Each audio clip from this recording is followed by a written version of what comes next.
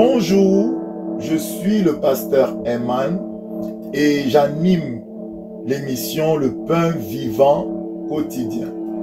Cette émission est née d'un désir profond qui brûlait dans mon cœur de voir les enfants de Dieu, les enfants du Seigneur Jésus-Christ être enseignés, équipés et qui puissent grandir jusqu'à la stature parfaite de Christ.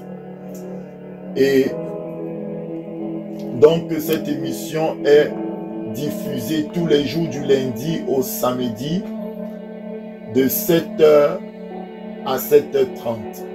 Sans plus tarder, je vous laisse suivre l'émission. Bonne journée et que Dieu vous bénisse. Bonjour bien-aimés, bienvenue dans notre émission Le Pain Vivant Quotidien. Alors aujourd'hui nous allons continuer notre série d'enseignements sur l'autodélivrance et nous sommes au chapitre 7 qui parle de la sorcellerie et nous sommes à l'épisode 8 de ce chapitre. Avant de rajouter un seul mot, je vais rendre ces moments à l'Éternel. Je vais bénir l'Éternel, je vais rendre grâce. Alors je t'invite à fermer les yeux avec moi et à prier le Seigneur Dieu, le Père de gloire, le Maître de l'univers. Seigneur, Papa, je te rends grâce pour le souffle de vie que tu me donnes ce matin. Je viens devant toi, Seigneur, je viens m'humilier, Papa. Merci pour les paroles que tu vas mettre dans ma bouche ce matin. Qu'elles puissent éclairer tes enfants, qu'elles puissent, Papa, ces paroles puissent être lumière et révélation dans nos vies. Donne-nous, Seigneur, la force de les mettre en pratique. Donne-nous, Seigneur, la force, Seigneur, de vivre par elles. Dans le nom puissant de Jésus, j'ai ainsi prié. Amen. Alors, on va continuer là où on s'est arrêté hier. Hier, j'ai montré simplement que la volonté de Dieu est établie dans les cieux et que pour qu'elle soit manifeste sur terre, Dieu se suscite toujours un homme qui comprend sa volonté et qui va la publier dans son atmosphère spirituelle afin que le lieu où Dieu l'a établi comme roi et sacrificateur soit affecté par la volonté de Dieu. Et on a vu hier clairement, Aman a fait publier le décret de mort dans toutes les provinces. Il a envoyé les gens publier cela. La Bible dit que ça a été publié. Il fallait que ça entre dans l'atmosphère. Et la date d'exécution de ce décret était connue. Et puis, maintenant, je vous ai même montré dans Daniel 4 comment Nebuchadnezzar a eu un rêve et un saint qui descend du ciel a publié un décret contre Nebuchadnezzar.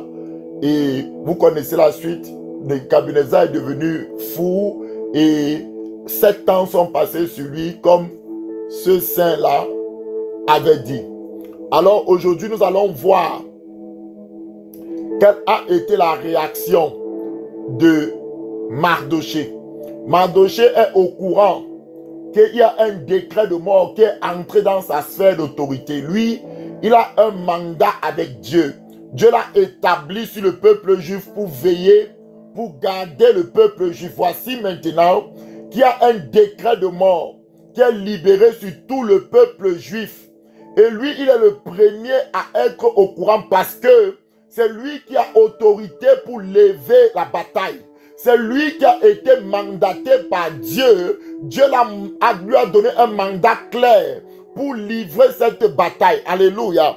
Alors, on va aller se positionner dans Esther 4. À partir du verset 1, la Bible nous dit ceci: Seigneur, je te bénis, sois élevé, sois glorifié.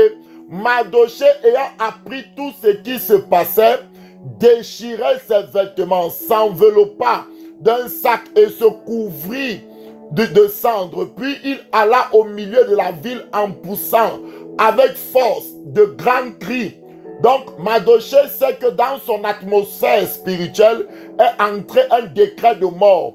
Il ne va pas se lamenter, il ne va pas rester là pour blaguer. Il se lève, il se met directement en mode de guerre. Il prend un jeûne, personne ne lui dit de prendre le jeûne. Lui-même, il comprend que les temps sont graves, les temps sont très terribles. Alors, il prend un jeûne et la Bible dit qu'il pousse avec force de grands cris. Le cri amer, c'est-à-dire que le décret de mort a été publié par des cris. Lui aussi, maintenant, il va pousser des cris contre ce décret-là. Il va pousser des cris.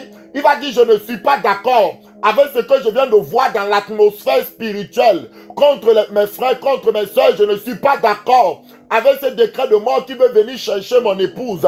Je ne suis pas d'accord avec cet esprit de folie qu'on veut lancer sur ma maman, sur tel, je ne suis pas d'accord. Donc, il va se mettre en mode guerre, il va se mettre en mode cri. Ici, pousse des cris, il sature l'atmosphère par les décrets maintenant de vie. Il commence, ça va faire qu'il y aura deux sortes de confrontations. On va continuer à lire. Père éternel, sois béni et sois élevé. La Bible me dit, et se rendit jusqu'à la porte du roi. Donc, comme le décret était publié, lui, il veillait. Donc, il a continué à veiller en publiant maintenant le décret de vie, dont l'entrée était interdite à toute personne revêtue de sac. Le verset 3 nous dit, dans chaque province, partout où arrivait l'ordre du roi et son édit, il y eut une grande désolation pour les Juifs. Ils jeûnaient, pleuraient et se lamentaient, et beaucoup se couchaient sur des sacs. Donc, partout où le décret de mort est arrivé, dans chaque ville, dans chaque province du royaume d'Assyrus, où le décret de mort est arrivé contre les Juifs, gloire soit rendue à Jésus, que chaque Juif que Dieu avait positionné dans un endroit, dans sa sphère d'autorité, s'est mis à gêner. Mardochée aussi, là où il était positionné, c'est lui qui a lancé la lettre. Tous ceux qui recevaient le décret dans leur ville se mettaient à gêner et à prier. C'était une bonne réaction. Alléluia, gloire à Dieu, Seigneur, nous te bénissons. Bien aimé, le Seigneur ne peut pas te montrer que, par exemple, surtout l'esprit de mort, on parle ici de l'esprit de mort, un décret de mort, qu'il y aura des morts dans la famille, toi tu continues à vivre comme si rien ne s'est passé. Tu dois, si tu as vraiment l'amour des âmes, si tu as vraiment la compassion des âmes, si tu comprends que Jésus est mort, il a souffert comme il a souffert là pour ces âmes-là, tu ne peux pas accepter qu'une mort prématurée arrive comme ça. La Bible dit clairement que je bâtirai mon église et les portes du séjour de la mort ne pourront pas prévaloir, c'est-à-dire ne pourront pas dominer contre elle. Comment ils ne vont pas dominer? Dieu va se susciter dans l'église de Mardochée. Dieu va se susciter dans l'église des Juifs, des Esther, des soldats, des personnes que quand ils voient, ils se mettent en mode guerre, ils se mettent en mode pour changer le climat, pour changer l'atmosphère, pour neutraliser ce qui est entré dans l'atmosphère spirituelle. Alléluia, gloire à Dieu. Merci Saint-Esprit pour ta bonté. Merci Saint-Esprit pour ta gloire. Merci Saint-Esprit pour ton amour. À toi l'honneur, à toi la puissance, à toi l'élévation. La Bible me dit ici au verset 4 que les servantes d'Esther, je vais l'afficher bien aimé, les servantes d'Esther et ses eunuques vinrent lui annoncer cela et la reine fut très effrayée. Alors elle a envoyé des vêtements même à Mardochée. Elle a voulu dire que non Mardochée, calme-toi, tu es un peu trop zélé. Tu vois un peu trop les choses bizarres. C'est comme ça que certains chrétiens ont une légèreté spirituelle. Ils vont te dire que non mais Christ a déjà vaincu, non? Pourquoi toi tu vas encore combattre? Toi calme-toi seulement, viens on mange. Parce que certains peuvent dire comme ça, ils sont même des personnes qui prient et jeûnent. Celui-là va te dire que non, moi je ne combats pas. Vous êtes toujours en train de combattre. Pourquoi? Jésus a déjà tout fait. Vous restez tranquille. Bien-aimé, éloigne-toi de ce genre de chrétiens. Éloigne-toi, éloigne-toi, éloigne-toi rapidement. Parce que c'est des chrétiens que Dieu ne peut rien les confier. Dieu ne peut absolument rien faire avec eux. Ce sont des personnes qui sont égocentriques, remplies d'eux-mêmes. C'est-à-dire que pour eux, non, Dieu a déjà tout fait, il n'y a plus rien à faire, il suffit seulement de s'asseoir et d'attendre seulement l'enlèvement. Alors la Bible me dit, s'il envoie des vêtements à Mardochée pour le couvrir et lui faire ôter son sac, mais il ne les accepta pas. Tu vois, Mardochée avait compris que non, dans cette qualité d'attaque-ci, si je ne me lève pas de tout avec ma force, avec mes entrailles, avec tout ce que j'ai en moi, la Bible dit que tu serviras l'Éternel de tout ton cœur, tu l'aimeras de tout ton cœur, de toute ton âme, de toute ta force, de toutes tes pensées. Mardochée, toutes ses pensées étaient vers l'Éternel, sa force, sa vie, tout. Il a dit non, ici, je dois pleurer, ici, je dois crier, ici, je dois porter le sac et la cendre. On veut exterminer le peuple de Dieu, on veut les arracher de la terre. Ça, c'est la même chose qui s'est passée au temps d'Hitler. Vous vous rappelez, au temps d'Hitler, il a voulu supprimer tous les Juifs. Vous voyez que cet esprit-ci qui était derrière Aman a toujours essayé de se manifester. Et cet esprit-ci va encore essayer de se manifester avec l'Antichrist. À la fin des temps, ils vont toujours essayer d'éliminer, non pas seulement les Juifs cette fois-ci. Toi qui es devenu chrétien, tu es une nouvelle créature, tu es un Juif de l'intérieur. Même toi là, tu seras visé. Il y aura des lois qui vont essayer d'éliminer littéralement les chrétiens. Plus la venue de Christ va approcher, plus ça sera difficile pour l'église. La Bible dit, Jésus le dit, si ce temps n'était pas abrégé, même les élus ne seront pas sauvés. C'est dans Matthieu que tu peux aller retrouver ce que je viens de dire là. Donc ici, clairement, il a refusé la consolation de la chair. Il a refusé l'évangile de la légèreté. Esther était une reine chrétienne. Elle aimait Dieu aussi, certainement.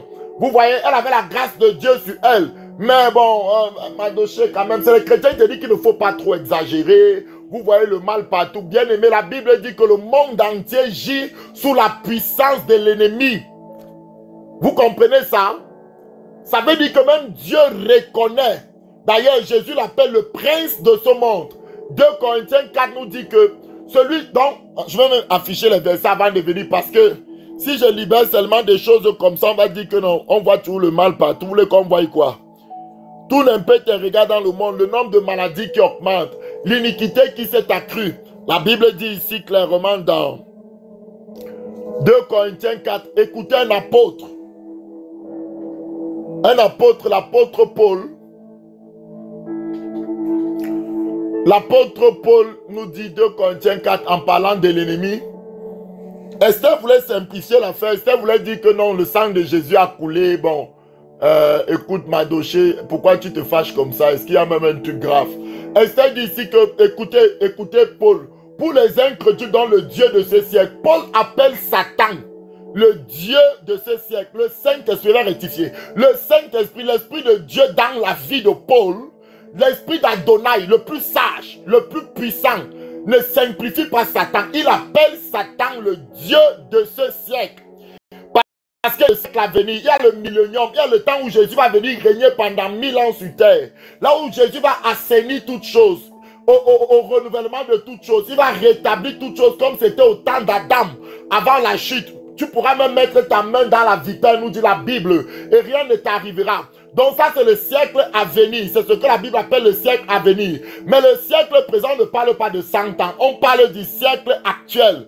Paul, par l'Esprit de Dieu, même Jésus, dans le Christ en Paul, reconnaît que Satan est le Dieu de ce siècle au moment où nous parlons. Ça veut dire que Jésus reconnaît que le monde entier gît sous la puissance des ténèbres. Les gens sont plus prompts à faire la volonté du diable. Les gens sont plus envoûtés. Les gens sont plus dans le péché de plus en plus. Les maladies se multiplient. C'est-à-dire que les ténèbres règnent. La terre est dans le chaos. C'est ce que ça veut dire. Donc les incrédules, même l'esprit d'incrédulité, le fait que les chrétiens n'arrivent plus à croire que c'est les démons qui sont derrière. On a perdu la foi. On veut toujours tout rationaliser. Non, vraiment, on peut expliquer. Là, ça dit que les Grecs, quoi. Les gens qui aiment toujours les explications à longueur de journée. Alléluia. Bien aimé, la Bible dit les incrédules dans le Dieu de ce siècle a aveuglé l'intelligence. Donc Satan a aveuglé l'intelligence. Afin qu'il ne vise pas briller la splendeur de l'évangile de la gloire de Christ qui est l'image de Dieu. Donc, l'apôtre Paul, par l'Esprit de Dieu, nous dit que Satan est le Dieu de ce siècle. On va encore prendre un autre qualificatif que le Saint-Esprit donne à l'ennemi. Donc Mardochée sait à qui il a fait. Mardochée sait que non, lui là, quand il commence à publier des lois de mort comme ça, ce n'est pas des petites prières de 2 minutes qu'il faut faire. Ce n'est pas le genre que non, Jésus a vaincu, nous sommes plus que vainqueurs, alléluia, amen. Et on danse un peu, on s'assoit. C'est que ce qui va arriver là va faire pleurer énormément le ciel. Ici, là, c'est des pleurs. Tous les Juifs se mettaient à pleurer et vous allez voir, ce n'est pas arrêté. Seigneur, je te bénis pour cette parole. Maman, lève-toi. Papa, lève-toi. Jésus aime quand on se lève. Jésus aime qu'on crie à lui. Éphésiens 2, Paul encore, l'Esprit de Dieu en Paul parle. Vous qui étiez morts par vos offenses et par vos péchés, écoutez verset 2, dans lesquels vous marchiez autrefois selon le train de ce monde, selon le prince. Donc Satan, c'est le prince de la puissance de l'air. On n'a pas dit que c'est un petit soldat. L'Esprit de Dieu reconnaît qu'il a, quand l'Esprit de Dieu dit que tu es un prince, c'est-à-dire que dans le monde spirituel, on reconnaît cette autorité-là que tu es un prince. Donc lui, il est capable de maîtriser l'atmosphère. Il a saturé avec Aman l'atmosphère par des incantations. Peut-être au moment où je parle, dans ta famille, l'atmosphère a été saturée par des paroles, par des incantations, par des imprécations. Alléluia. Et Dieu est en train de te parler ce matin. Il te dit, il ne suffit pas seulement de dire Alléluia, Amen, de chanter, de danser avec des frères en Christ. Il va falloir que tu te lèves, que tu comprennes ce qui se passe et que tu commences à saturer l'atmosphère par autre chose. Que tu commences à arrêter les décrets d'avortement, les décrets de mort, les décrets de maladie dans la famille immédiatement. Alléluia. Ne pense pas qu'en te cachant, tu seras sauvé, tu seras épargné. Sinon, même toi-même, ça va t'arriver. C'est ce que le Seigneur Jésus dit ce matin. La Bible nous dit ici que de l'esprit qui agit maintenant dans les fils de la rébellion. Même toi, femme, tu as déjà remarqué que ton mari peut même s'élever comme ça. Avant, il ne faisait pas de telles choses. Il se lève, il porte même les chaussures à l'envers. Il sort de la maison, il part pour aller chercher des femmes. Avant, il ne faisait pas ça. Qu'est-ce qui lui est arrivé? Dieu t'a parlé, Dieu t'a montré qu'il était envoûté, il a mangé quelque chose. Tu es en train de pleurer. Au lieu de prendre l'affaire au sérieux, de gêner et de maîtriser l'atmosphère. Donc ici, Satan a la faculté de maîtriser l'atmosphère. Donc on parle de l'air, on parle... Ici, ce n'est pas forcément l'air que tu respires, on parle de l'atmosphère spirituelle qui est au-dessus de la terre. Là, on n'est plus dans le deuxième ciel. Parce que quand les hommes, par exemple, quand je parle comme ça, la parole est libérée dans l'atmosphère spirituelle partout où vous vous trouvez, où vous recevez cette parole, ça affecte votre atmosphère spirituelle. Peut-être tu étais fatigué, peut-être tu n'avais pas envie de prier. Pendant que je parle, tu sens que l'affaire est grave. Tu sens que ce n'est pas des rigolades. Tu sens pas d'amusement. Il s'agit du salut des âmes. Il faut des gens sérieux. Alors en ce moment, il y a une sainte colère en toi. Il y a quelque chose qui te dit qu'il faut que tu prennes un jeûne. Il faut que tu te consacres. Il faut que tu commences à prier sérieusement. Alors en ce moment, l'atmosphère spirituelle commence à se saturer. Alléluia, gloire à Dieu Seigneur. Parce que tu es merveilleux. Parce que tu es glorieux. Donc, l'Esprit de Dieu reconnaît que Satan a la capacité de maîtriser l'atmosphère spirituelle. Voilà pourquoi souvent tu sens des fatigues, des lourdeurs, des douleurs partout. Tu ne comprends pas. L'atmosphère lourde, tu entends des voix, il y a des oppressions, des pensées de découragement. L'atmosphère, Satan sature, il alourdit, il rend le ciel d'airain, comme la Bible dit, au-dessus de la tête, jusqu'à ce que tu te lèves et que tu te mettes à louer, à adorer, à chercher la face de Dieu. Tu brises l'atmosphère satanique, et la gloire de Dieu traverse pour libérer autre chose dans ton atmosphère spirituelle. Au nom puissant de Jésus de Nazareth. Alors, je vais lire un dernier passage avant qu'on continue là où on était. Esther voulait arrêter Mardochée que ouais, vraiment, vous êtes tous des gens qui exagèrent. N'est-ce pas Christ est mort à la croix? Il a chassé les démons. Si vous avez même encore des démons à chasser. Mardochée, prends un peu les vêtements si tu te reposes avec moi. Je suis dans le palais royal, je suis une nouvelle créature. Alléluia, amen, Jésus a vaincu. Mon frère, dis à ton voisin que papa, si toi tu es déjà fatigué, laisse-moi chercher mon Dieu. Dis-lui comme ça que si tu es déjà fatigué, pardon, ne viens pas m'endormir ici par des paroles niaileuses. Laisse-moi crucifier ma chair et chercher mon Dieu. La Bible dit que Dieu, la paresse spirituelle, là, hein, les paresseux, là, la paresse spirituelle, nous les paresseux, moi-même je me mets là, il faut que nous sortions de la paresse, de la lourdeur, hein, des excuses. La Bible dit ici, 1 Jean 5, verset 19, Nous savons que nous sommes de Dieu et que le monde entier, c'est encore un autre apôtre, maintenant c'est l'apôtre Jean, celui que Jésus aimait. Le Saint-Esprit parle encore en lui. Il dit que le monde entier, dans le grec c'est le cosmos, dans le grec c'est-à-dire que le monde que tu vois là avec tes yeux physiques, l'apôtre Jean qui a le Saint-Esprit, qui a fait des miracles, qui a vu Jésus, qui a écrit l'Apocalypse, reconnaît néanmoins par le Saint-Esprit, parce que ce qui me plaît avec l'Esprit de Dieu, c'est un esprit de vérité. Quand c'est blanc, c'est blanc. Quand c'est noir, c'est noir. Il dit que le monde entier que lui-même il a créé gît sous la puissance du malin. Voilà pourquoi Jésus, dans la prière de tous les jours, il dit: donne-nous notre pain quotidien. Pardonne-nous nos offenses comme nous pardonnons à ceux qui nous ont offensés. Ne nous soumets pas à la tentation, mais délivre-nous du malin. Donc chaque jour que tu fais cette prière-là, Dieu a quand même laissé une petite partie pour dire: Seigneur, délivre-moi des pièges du diable. Délivre-moi du serpent ancien. Délivre-moi des ruses, des attaques, parce qu'il peut passer par ta femme, il peut passer par tes enfants, il peut passer, il a des stratégies, il lance des filets, il essaye par tous les moyens de te capturer dans la tiédeur, dans la froideur, pour que tu n'aies pas conscience que tu oublies qu'il est même là. Tu commences à vivre n'importe comment et hop, il entre et il fait des dégâts immenses. La Bible dit ici que le monde entier est sous la puissance du malin.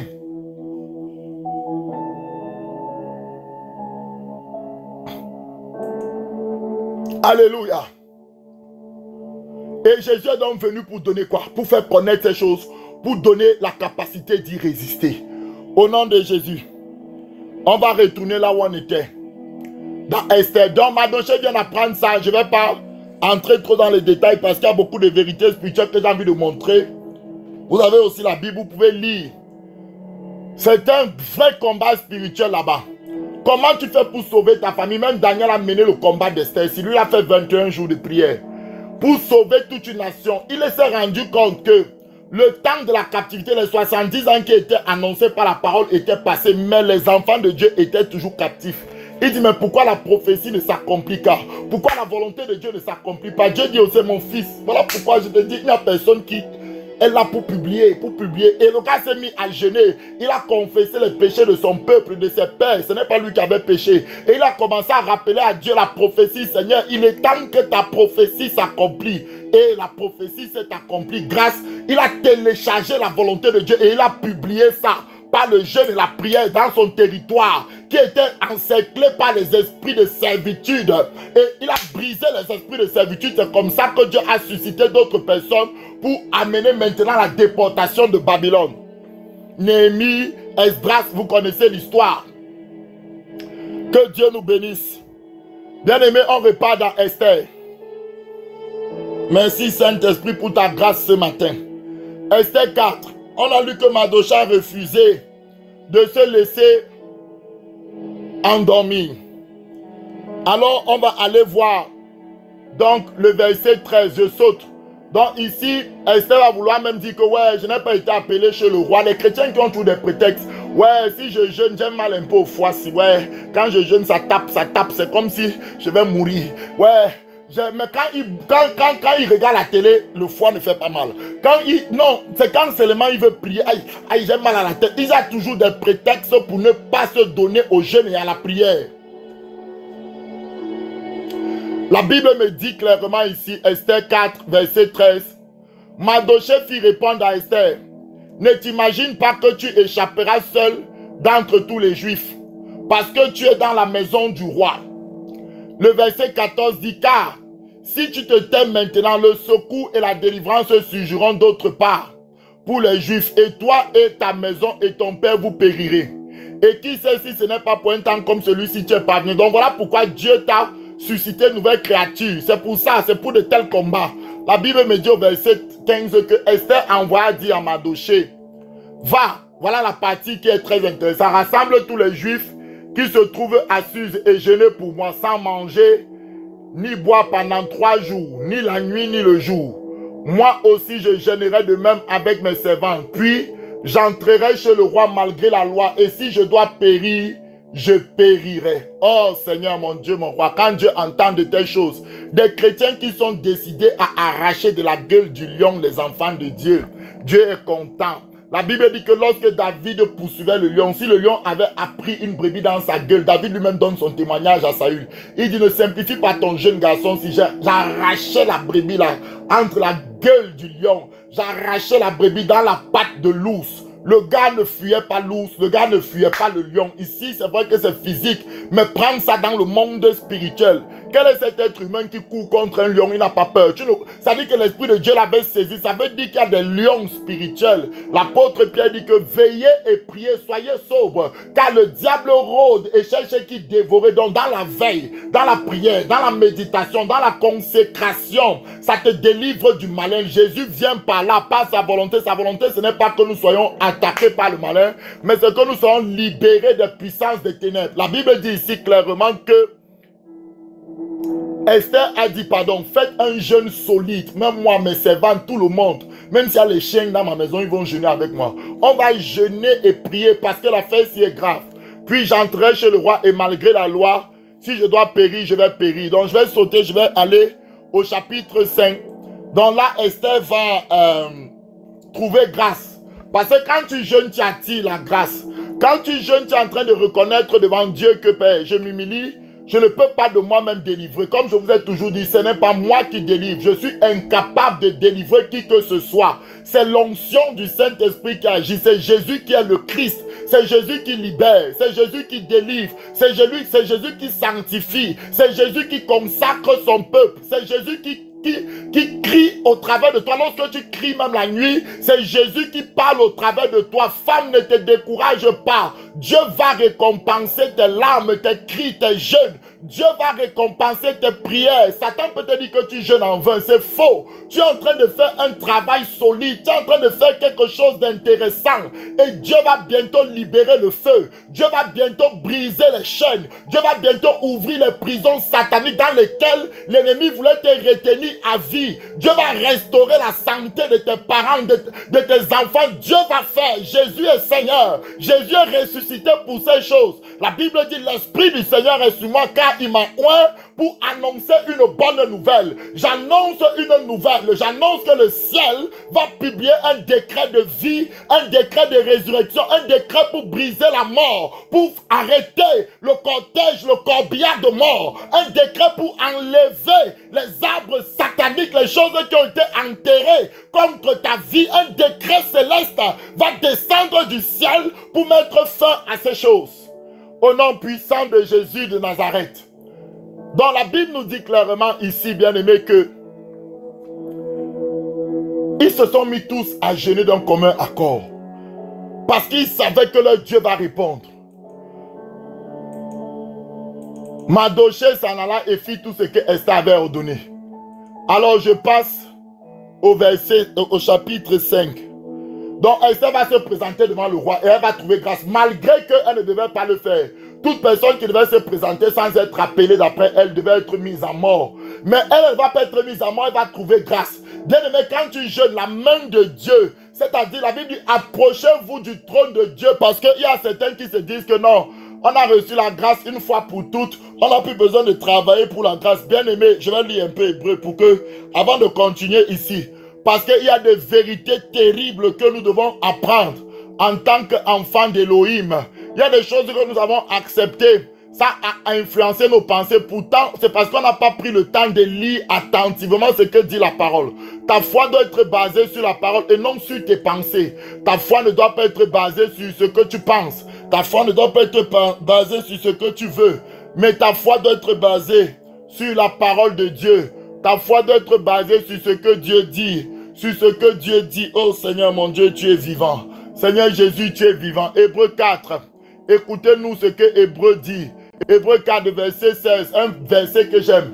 Approchons-nous donc avec assurance du trône de la grâce. Dans le trône de Dieu, là où Jésus est assis dans le lieu céleste, là-bas, à la droite de Dieu. C'est ça qu'on appelle le trône de la grâce. Est-ce que tu me comprends?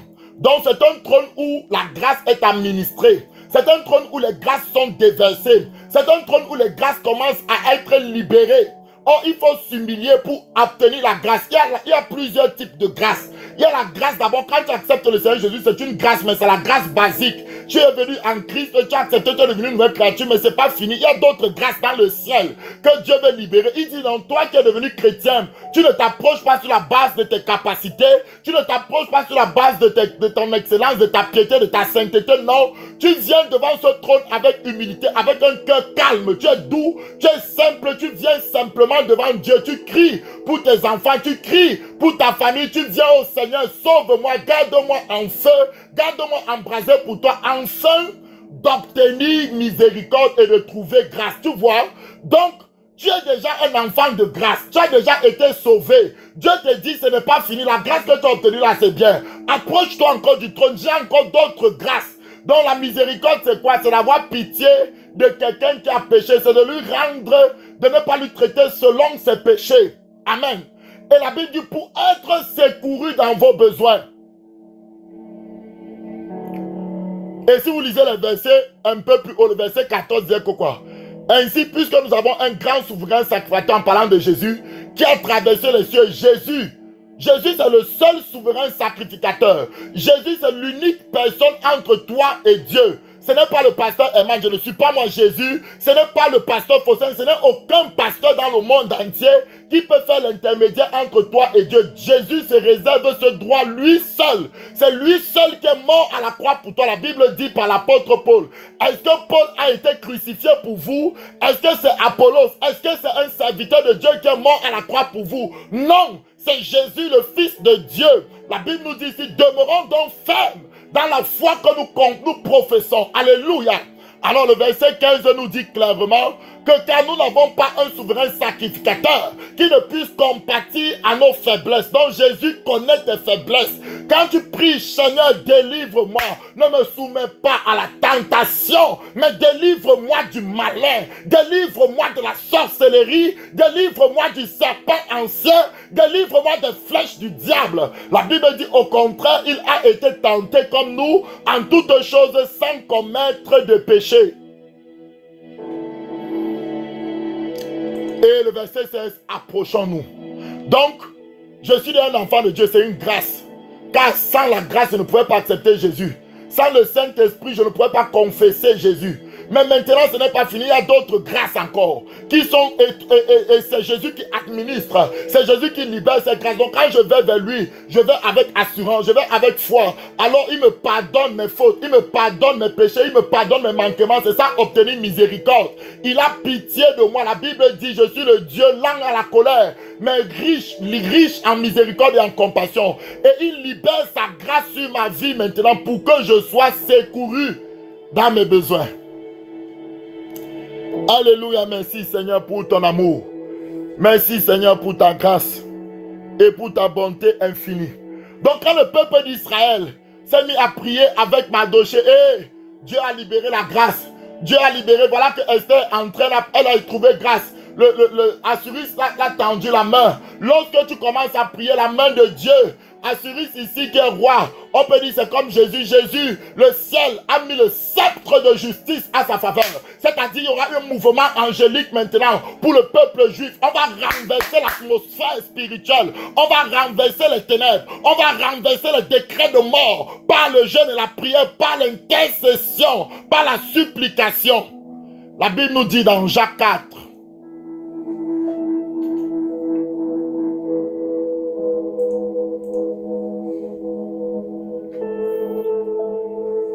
Je te bénis, Adonai.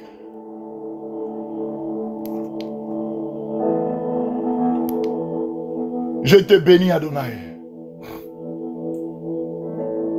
Je te bénis, Elohim.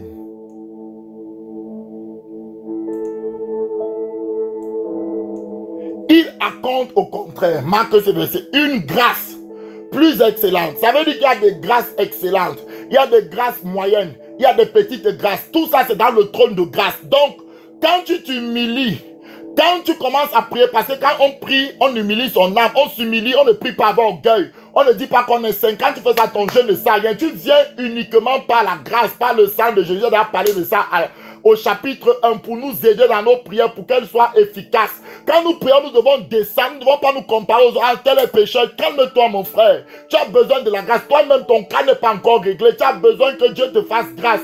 Quand tu pries, la Bible dit, il accorde au contraire, qui Jésus qui est assis sur le trône de grâce dans Hébreux 4, accorde au contraire une grâce plus excellente. Ça veut dire qu'il y a des grâces, on peut catégoriser des grâces. C'est pourquoi l'Écriture dit Dieu résiste aux orgueilleux, mais il fait grâce aux hommes. Donc si tu veux avoir la main de Dieu avec toi, si tu veux que Dieu entre rapidement dans ta situation et commence à régler des choses, illico, tu dois diminuer, il faut que je diminue et qu'il croisse, a dit Jean-Baptiste. Tu dois laisser la gloire à Dieu, tu dois t'effacer afin que Dieu prenne le combat à son compte. Tant que tu veux te défendre, tant que tu veux combattre par l'orgueil, Dieu te résistera et Satan va te frapper. Alors, je voulais lire ce passage-là pour qu'on comprenne ce qui se passe. Donc, quand ils ont jeûné, Esther a trouvé grâce. On repart dans Esther 4, Esther 5 plutôt.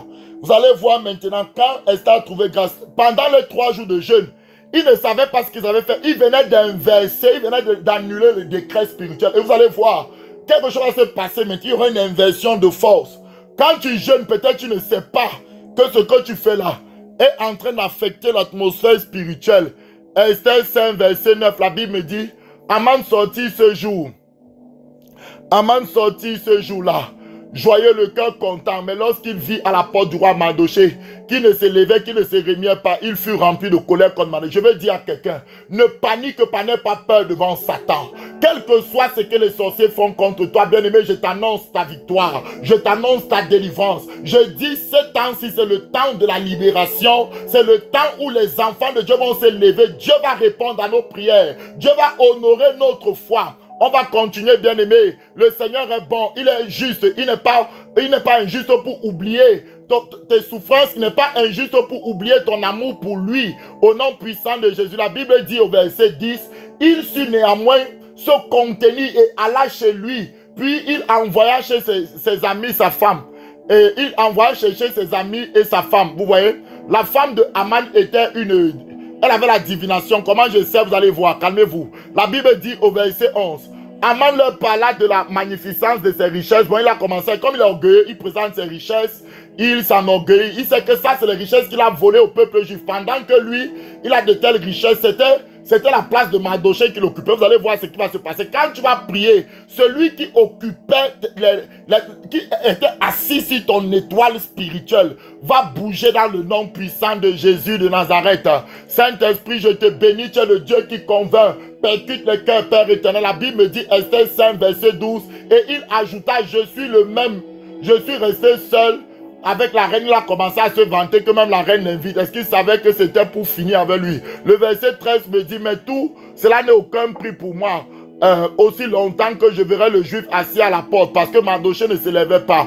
Alors écoutez ce que Zérak, sa femme, va dire. Voilà pourquoi il te dit que sa femme, si parlait aux esprits, sa femme, si avait cette même esprit de python ou de divination, dont il écoutait sa femme. Ici, je veux parler au pasteur. Si Dieu t'envoie, apôtre, prophète, qui que tu sois, Dieu mettra toujours à côté de toi si tu es marié. Bon, si tu n'es pas marié, il n'y a pas de problème. Mais si tu es marié, ta femme là sera quelqu'un à qui Dieu peut parler. Elle peut avoir un don de vision, un don de prophétie pour t'aider. Alléluia, parce que la Bible dit, Dieu a dit, je mettrai l'inimitié entre toi et le serpent. Il parla à la femme. Ta postérité écrasera la tête, la postérité, etc. Vous voyez donc, l'inimitié c'est entre le diable et la femme. L'église c'est la femme. Même nous comprenons aussi que même si on rentre dans le physique, ma femme à moi, que Dieu a mis à mes côtés, elle a un grand rôle. Donc même dans le monde satanique, ils comprennent. Donc même ce monsieur écoutait sa femme. Je parle aux hommes de Dieu qui sont souvent orgueilleux là. Qui disent que non, la femme est Chanel, la femme est ceci, la femme est cela. Voilà pourquoi ton ministère n'avance pas.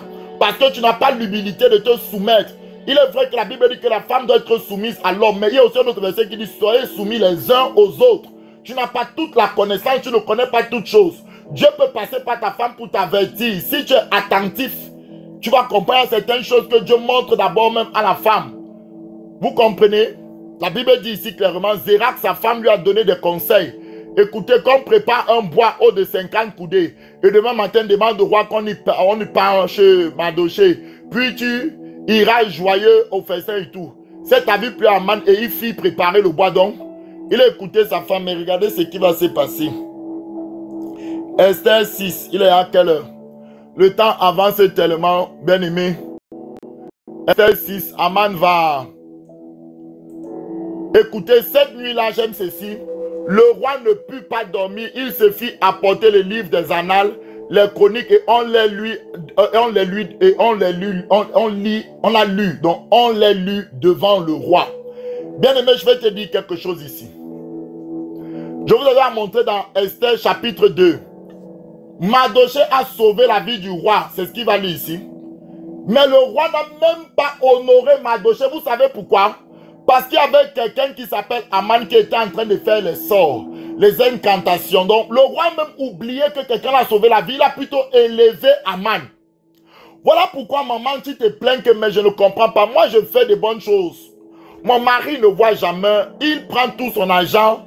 Nous, on n'a rien. Il va, ce n'est que sur sa famille. C'est comme si sa maman l'a envoûté. C'est comme si il est envoûté. C'est pas comme si il est réellement envoûté. Car la Bible dit l'homme quittera son père et sa mère et s'attachera à sa femme.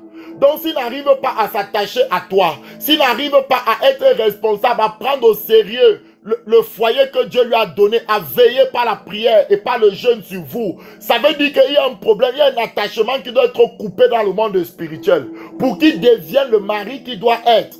Il y a certains maris qui ont peur de leur famille, donc que leur famille leur dicte ce qu'ils doivent faire dans leur foyer. Ça là, c'est de l'intimidation, de la sorcellerie, c'est la manipulation. Il est téléguidé dans le monde spirituel. Donc le roi ici ne s'était pas souvenu de Mardochée avant, pas parce que Dieu avait voulu, non. C'est parce que l'atmosphère, je vous ai montré, on a vu dans Esther 3 que Aman jetait le sort. Donc il avait maîtrisé l'atmosphère, le roi ne pouvait même pas comprendre. Maintenant, comme il y a eu le jeûne et la prière, 3 jours de jeûne, qu'est-ce qui s'est passé? Il y a eu une inversion dans le monde spirituel. Les paroles des Juifs dans la prière ont pris le dessus sur les proclamations sataniques qui ont été faites dans cette atmosphère. Pap! Et les ont brisées. Maintenant, il y aura des manifestations physiques. Il y aura des retombées du combat qui s'est livré dans l'atmosphère céleste. Est-ce que vous me comprenez maintenant? Donc le roi dormait avant, il ronflait, il avait la lourdeur comme toi. Tu dors comme un cadavre, tu ronfles. Mais depuis que tu te connectes à la chaîne de prière, à une certaine heure, tu te réveilles, tu ne comprends pas. Il y a une inversion dans le monde spirituel. Ceux qui voulaient que tu dormes, tu ronfles, tu ne pries jamais, ont commencé à perdre leur pouvoir. Parce que la sorcellerie fonctionne avec l'étourdissement, avec le fait d'être lourd. Tu commences à prier comme ça, tu t'endors. Ça, c'est les effets de la sorcellerie. Que Dieu brise toute atmosphère de lourdeur et de sorcellerie dans nos vies dans le nom puissant de Jésus. Donc ici, il voulait dormir comme avant là. Il n'a pas pu parce que l'atmosphère a été inversée. Le gars demandait le livre des chroniques. Qu'est-ce qui s'est passé? Verset 2. Et l'on trouva écrit ce que Mardochée avait révélé au sujet de Bigtam et de Teresh, les deux unis du roi, garde du seuil. Mardochée a fait cela dans Esther 2. À la fin d'Esther 2, mais c'est dans Esther 6. Si Mardochée n'avait pas jeûné, sa réelle destinée ne serait pas sortie. Bien aimé, ce n'est pas parce qu'on a prophétisé sur ta vie que tu seras un grand homme de Dieu que ça va arriver. Les esprits de ta famille vont se lever, vont dire quoi? Ce n'est pas ton père qui, pour avoir l'argent, nous a livré tous ses enfants. Toi, tu vas servir Dieu. On va s'opposer. Tu seras polygame comme ton père.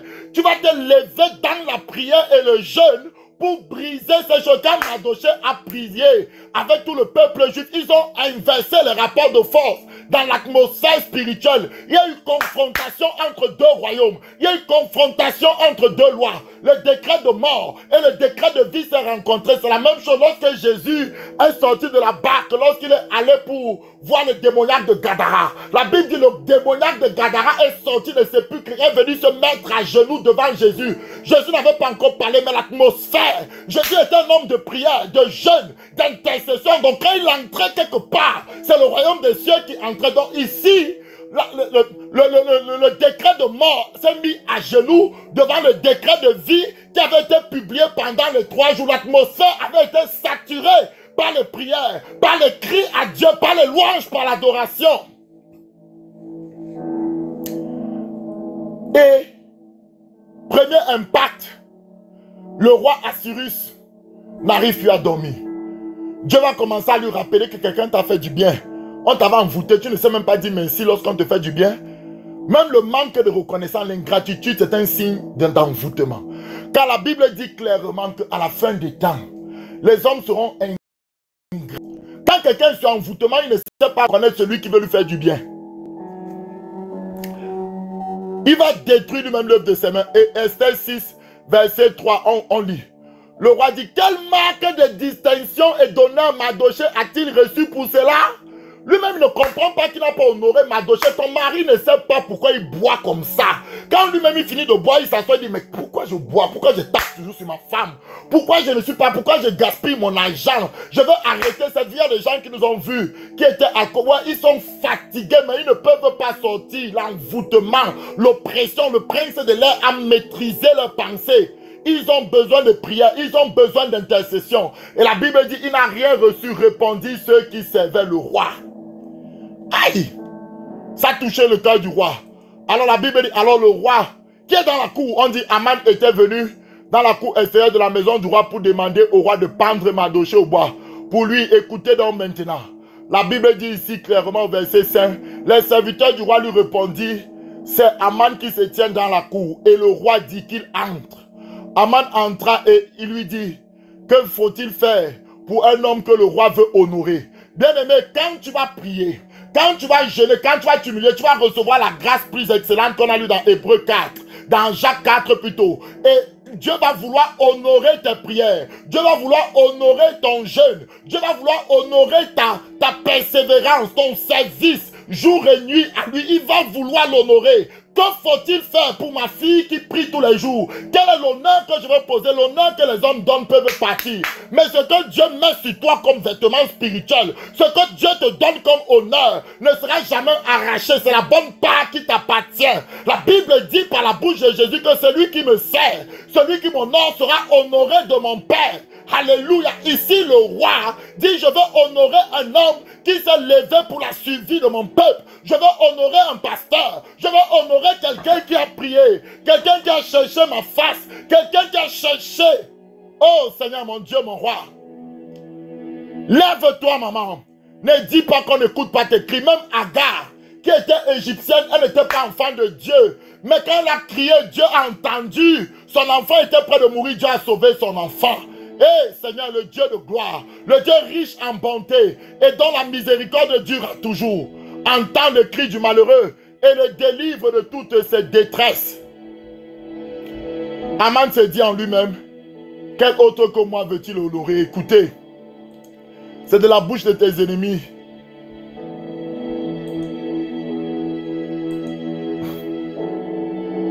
Aman, il faut prendre le vêtement royal. Dieu va mettre un vêtement royal sur toi. Par le jeûne que tu vas faire. Dont le roi se couvre et le cheval que le roi monte et sur la tête. Dieu va te revêtir. Voilà pourquoi quand l'enfant prodigue est revenu, quel que soit ce qui est arrivé dans ta vie, il dit mettez-lui la plus belle robe. La tête, la tunique, il va expliquer. Voilà parce qu'il pensait que c'était lui. Et il va passer, il va dire voilà ce que le roi doit faire. Écoute dans le verset 10. Le roi dit à Aman, prends tout de suite le vêtement et le cheval comme tu l'as dit et fais ainsi pour Mardochée, le juif qui est assis à la porte du roi. Ne néglige rien de tout ce que tu as mentionné. Et Seigneur, Dieu va entrer dans les détails quand il va s'agir de te récompenser. La Bible dit clairement par Jésus-Christ que vous m'outragez, c'est Jésus qui parle aux pharisiens, vous cherchez la gloire qui vient des hommes, mais moi, je cherche à servir mon Père. Je recherche la gloire qui vient de Dieu. Et quand tu cherches la gloire qui vient seulement de Dieu, Dieu va t'honorer car Dieu honore la foi de ceux qui le cherchent. Dieu honore. La Bible dit que le Fils de l'homme est venu chercher la foi. Mais lorsqu'il reviendra, trouvera-t-il encore la foi? Lorsqu'il donne la parabole sur la prière.